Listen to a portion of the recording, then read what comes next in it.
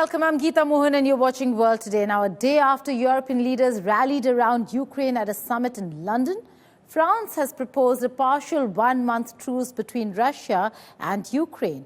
Emmanuel Macron and his foreign minister have proposed it as European efforts to bolster support for Kiev accelerate in the face of uncertain US backing. Here is a report. France and Britain are proposing a partial one-month truce between Russia and Ukraine that could cover air, sea and energy infrastructure attacks but not include ground fighting. The London summit, hosted by the British Prime Minister Keir Starmer with 18 fellow European and world leaders in support of Ukraine, agreed to shore up their borders and throw their full weight behind the war-torn country. The whole point of a guarantee for any deal, or if there is a deal, is to preserve the peace.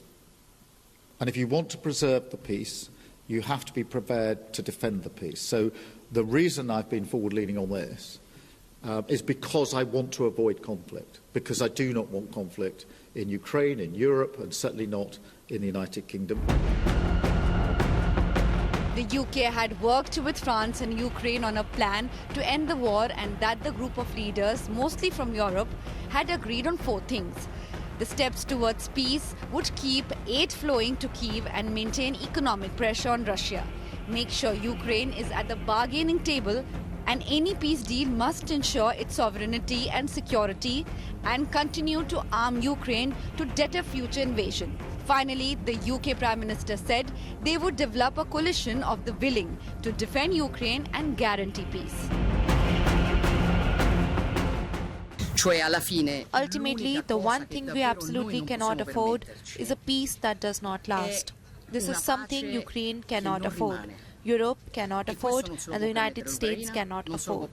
Therefore, we must be very careful when assessing what is being proposed, particularly in response to this key question: could this peace be violated? Because unfortunately, we have seen this happen in the past. The meeting had been overshadowed by the extraordinary scolding that took place on live television at the White House on Friday. The meeting ended on the note that any plan would require strong US backing. The UK Prime Minister Starmer said he will later bring a more formal plan to the US and work with President Trump. Bureau Report, India Today. And joining me to discuss this and more is Gaurav Sawant, Managing Editor of the network. Gaurav, very interesting that you see is it a very desperate Europe that's now trying to reach out to Putin rather than Trump alone? So Europe gambled on President Zelensky, and it worked for 3 years. And they thought they'd use President Zelensky in Ukraine to, one, checkmate Russia and weaken Russia. As long as, but then they didn't have the money, they didn't have the wherewithal. They were using the American money to do it. So as long as they had the American money and the Biden administration, it was a party for everyone, and a party that everyone was seeing. And I'm sorry to use that term, given the massive losses of lives that has taken place both in Russia and in Ukraine. And you and I have covered it on ground in Russia and Ukraine. However, when Donald Trump came to power, and he was very clear he wanted this war to stop. He doesn't want to spend American taxpayers' money in Ukraine. And this is where Europe is lost, because they have the will to fight, but with somebody else's money. The world wars also, if you remember, they fought because it was the Indian money and the Indian manpower that was being used for UK, for example, and not their own. Also, what's in it for Putin? Moscow is already dismissing and rejecting this proposal because there's nothing in it for Putin. Putin would not want to go with Europe or have a conversation without Trump being in the room. Absolutely. So who has the money, who has the power, who has the clout? And the advantage right now. So, and that person is President Trump. He's the only one who has this. So while Europe may promise, 100 years of support, How will that 100 years of support come? And the world knows this in today's day and age. Britain doesn't have the wherewithal, they don't have the money, they don't have the hardware. Europe, incidentally, as you know better, is divided. Italy is not too keen on this project. Germany will think twice in the long run. So all of that, and then there are countries. So Poland maybe this time, where is Hungary? Where is Slovakia? There's so many countries that are saying we are not part of this game.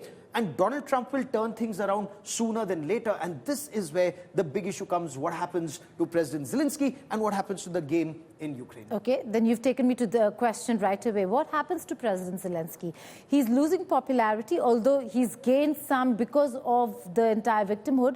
But he's lost a lot back home. There is a growing voice within Ukraine on whether, if questioning his leadership itself. So initially, and let's take this back to February 2022, when you and I were reporting this war, in the first part of this war, he was immensely popular. He was going to the front lines. When I went to Bucha, when I was reporting from Bucha after the Bucha massacre, he came there even when the Russian bombs were there, the area hadn't been demined, and with his bulletproof jacket and his helmet, he was right there on the front lines. But now that's been on for 3 years and counting. Money is dwindling, manpower is dwindling, trouble everywhere. Is there a solution in sight? When you have a leader, you look at the leader to find a solution. And right now, that solution, as far as the people of Ukraine are concerned, is not there. So will they look for a replacement for a solution? Incidentally, both the US NSA and Foreign Secretary, the Secretary of State, they've indicated for a solution, they may be looking elsewhere. Well, elsewhere, but the fact is that at the end of the day, Gaurav, they will require the United States of America. There has been a change of guard. So they require the President of the United States of America, President Donald Trump. But after Friday's public rebuke at the Oval Office, Ukrainian President Volodymyr Zelensky is trying to salvage the situation, scrambling for support. Ukraine, for the time being, though rallies around its president, but the question is for how long? With mighty U.S. support dwindling, it's a mammoth task for Zelensky to keep his country's morals up and high. 2019, I signed with him the deal. God bless, you will not have a war. Don't tell us what we're going to feel. 47-year-old Volodymyr Zelensky stands cornered after the Oval Office spat with the US President Donald Trump on 20th February. The American president and his party has clearly said that he needs to mend his way or step down before Ukraine is welcomed back in the White House. He's got to say, I want to make peace. He doesn't have to stand there and say about Putin this, Putin that, and all negative things. He's got to say, I want to make peace. I don't want to fight a war any longer. His people are dying. He doesn't have the cards, just so you understand it, okay? I can tell you. Well, he says he wants it now. He wants to come back right now, but I can't do that. Zelensky believes all is not lost and the relationship with the US could be salvaged. Допомогу Сполучених Штатів Америки. Безумовно. I think our relations with the US will continue because this is more than relations during a certain moment. We must be open. Ukraine is not the biggest country in the world, but everyone can see how it fights for its independence and freedom. Цивілізованого світу лідери. Ukraine is still reeling from the shock over the Oval Office public rebuke. Don't tell us what. Their hope now lies with Europe. Багато країн європейських висловили свою підтримку Україні, і ми, в принципі, Many European countries voiced their support of Ukraine. We hope they will step up to increase aid to Ukraine, primarily with military equipment and ammunition. Concerning America, we are very thankful to them for the help we have received all this time and keep receiving now. But our dignity, our honor should stand above everything. We have come a path too difficult to allow. Maybe it will sound too harsh to wipe the feet on us. It was very hard to watch how our President Zelensky talked to the US President. It was a very important meeting for all of us who believe in victory, who hope that we could win in this war. In my opinion, the US President did not support us. He betrayed us.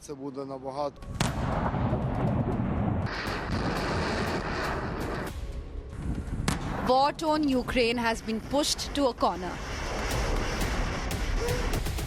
The president of the country scrambles for support to fight Russia. Without US on its side, hope dwindles despite European promise. Bureau Report, India Today. Now, a week before the White House spat between the U.S. president and his Ukrainian counterpart, Donald Trump had hinted at a need for election in Ukraine, calling Volodymyr Zelensky a dictator.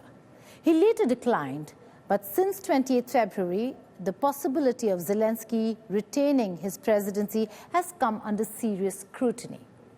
Now, in January 2024, Zelensky said that he was not postponing the elections but could not hold them due to legal restrictions during wartime. According to the Constitution of Ukraine, the next presidential elections were scheduled for March 31st, 2024. However, the 5-term specified by the Constitution expired on the 20th of May of 2024.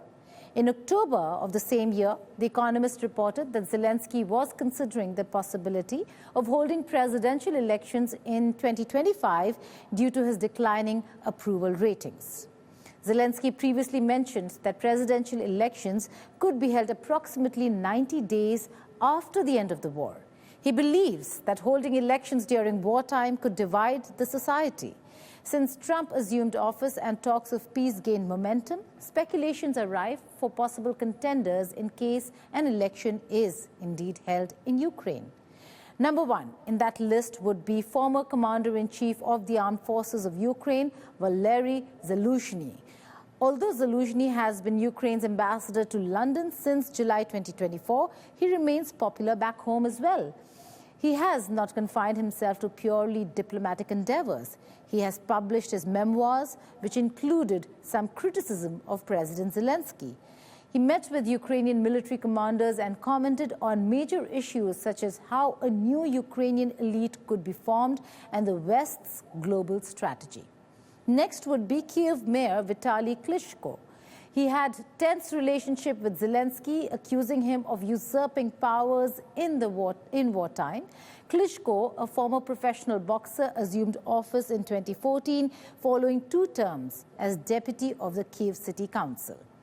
And then there is former President Petro Poroshenko. Supporters of ex-President Petro Poroshenko, who has a united party and loyal electorate, are also preparing for elections. But Poroshenko is disliked by a broad swath of voters and has little chance of increasing his support beyond the 25% who cast their ballots for him in 2019.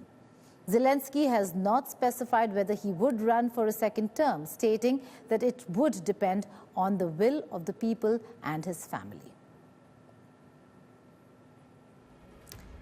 Now, Elon Musk is another story that we will be following. But before that, U.S. administration, on the other hand, has stood by their president and has had their own views about Volodymyr Zelensky. U.S. Secretary of State Marco Rubio has not spoken with Ukrainian President Zelensky since Friday's Oval Office meeting with President Donald Trump. U.S. Secretary of State says peace can only come to Ukraine if Putin is involved in the negotiations. U.S. Vice President J.D. Vance had planned a weekend vacation with his family near a Vermont ski resort.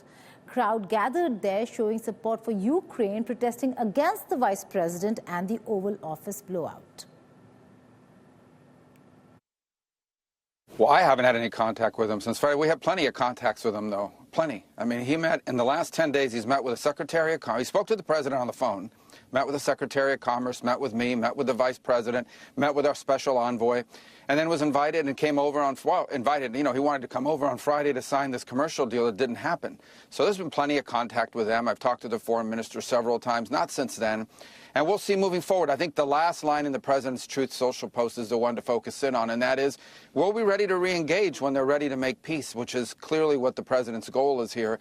He's trying to get Russia to the table to see if there's a way to bring about an end to this conflict. That's his goal. That's his only goal.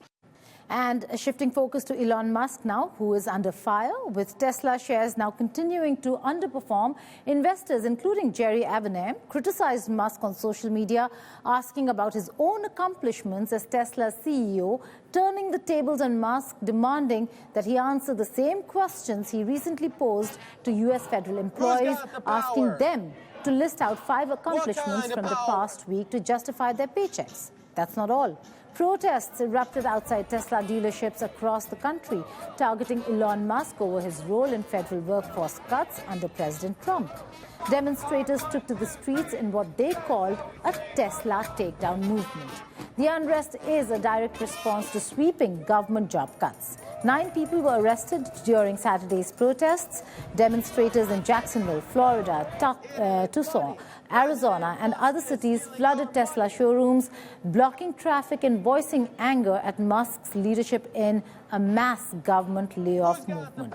As protests continue to intensify and legal challenges mount against Doge policies, Elon Musk certainly looks like is in trouble.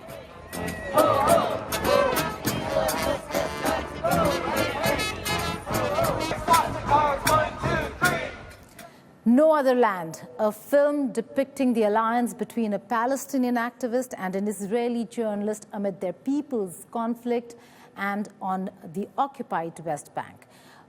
That won the documentary feature film Oscar at the 97th Academy Awards. The directors of the film appealed to the world to help end the conflict and accused the United States of America of blocking any solution to the entire crisis, bringing back focus on the Israel-Palestine conflict as aid to Gaza has been stopped by Netanyahu administration. Thank you to the Academy for the award. It's such a big honor for the 4 of us and everybody supported us for this documentary.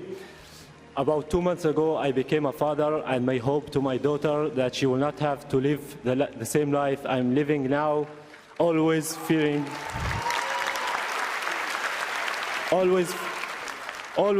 settlers' violence, home demolitions, and forced spill displacements that my community, Masafriyatta, is living and facing every day under the Israeli occupation. No other land reflect the harsh reality that we have been enduring for decades and still persist as we call on the world to take serious actions to stop the injustice and to stop the ethnic cleansing of Palestinian people. We made this film, Palestinians and Israelis, because together our voices are stronger. We see each other. The atrocious destruction of Gaza and its people, which must end. The Israeli hostages brutally taken in the crime of October 7th, which must be freed. When I look at Bassel, I see my brother, but we are unequal. We live in a regime where I am free under civilian law, and Bassel is under military laws that destroy his life and he cannot control. There is a different path, a political solution without ethnic supremacy, with national rights for both of our people. And I have to say, as I am here, the foreign policy in this country is helping to block this path. And, you know, why? Can't you see that we are intertwined? That my people can be truly safe if Bassel's people are truly free and safe. There is another way. It's not too late for life, for the living. There is no other way. Thank you.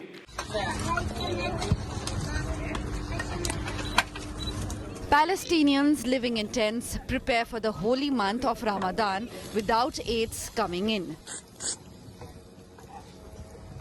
Israel has blocked the entry of 8 trucks into Gaza as a standoff over the truce that has halted fighting for the past 6 weeks escalated.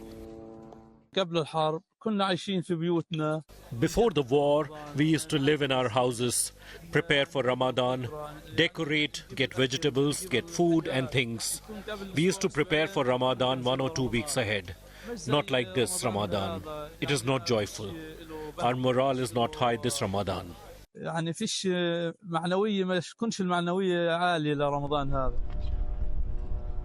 Tent camps continue to expand around Gaza City. Israel has warned of additional consequences for Hamas if this fragile ceasefire isn't extended.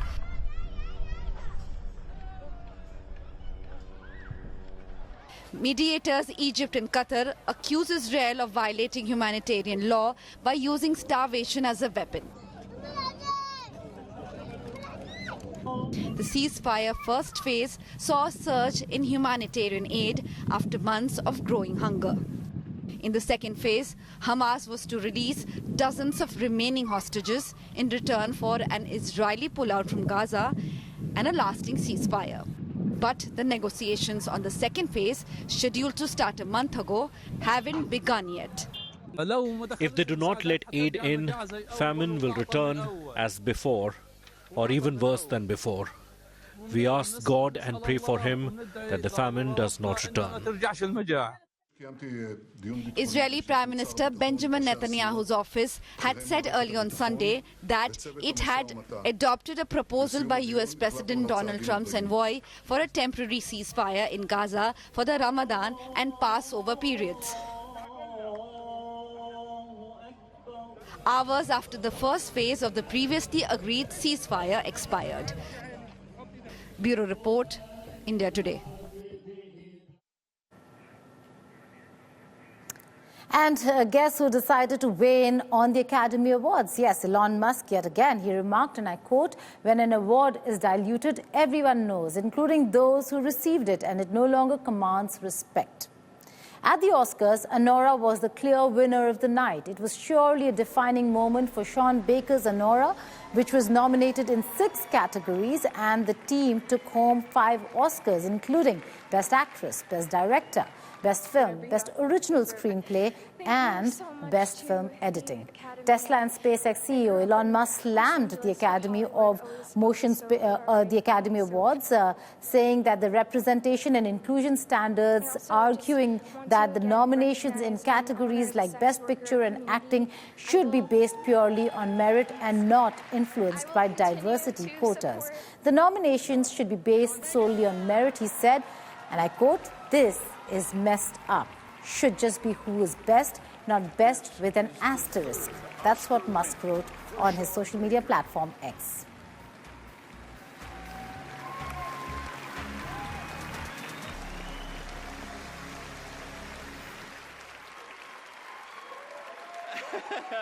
Wow, okay. Alexander Darchev is the proposed new Russian ambassador to US. A career diplomat, Darchev has served 2 long spells in Russia's Washington embassy and was ambassador to Canada from 2014 to 2021. He was given a green light by the US in recently held Istanbul meet. In the latest sign of thawing of relations between the two countries, Russia and US agreed to send ambassadors to each other's countries and seek an end to the war in Ukraine. Both sides said that they agreed and the talks in Istanbul on steps to address disputes affecting the work of their embassies and consulates. Russia also said it had suggested restoring direct air links, which have been severed since the start of the Ukraine war. US President Donald Trump on social media announced the names of 5 digital assets he expected to include in a new US strategic reserve of cryptocurrencies, spiking the market value of each. Trump said in a post on Truth Social that his January executive order on digital assets would create a stockpile of currencies, including Bitcoin, Ether, XRP, Solana, and Cardano. In response, Bitcoin surged more than 20% from last week's lows on Monday, and several other cryptocurrencies also rallied sharply. Elon Musk has welcomed his 14th child. His partner and Neuralink executive Shivom Zilis revealed the birth of their son Seldon on the birthday of their 3rd child Arcadia in the social media post. Zilis and Musk have kept the identities of their 3rd and 4th child private until now. Seldon is their 4th child together, according to reports. The couple welcomed their 3rd child Arcadia at the beginning of 2024.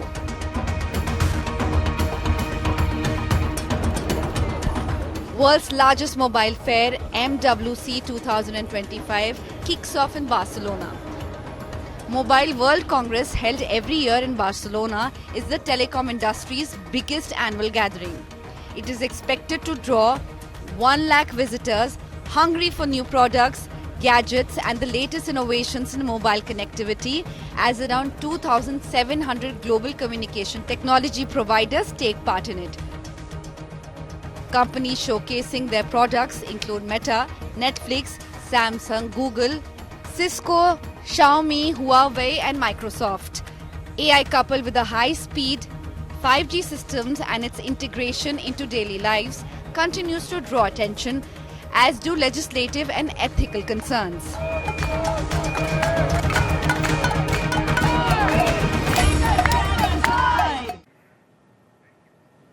That's all in this edition of World Today. Before I go, I leave you with these stunning visuals of a successful moon landing of a private company. Firefly Aerospace succeeded in its first attempt to land on the moon with its uncrewed Blue Ghost spacecraft on Sunday, kicking off a 2-week research mission as a handful of private firms compete to reach the front lines of a global moon race. Wills, goodbye and take care.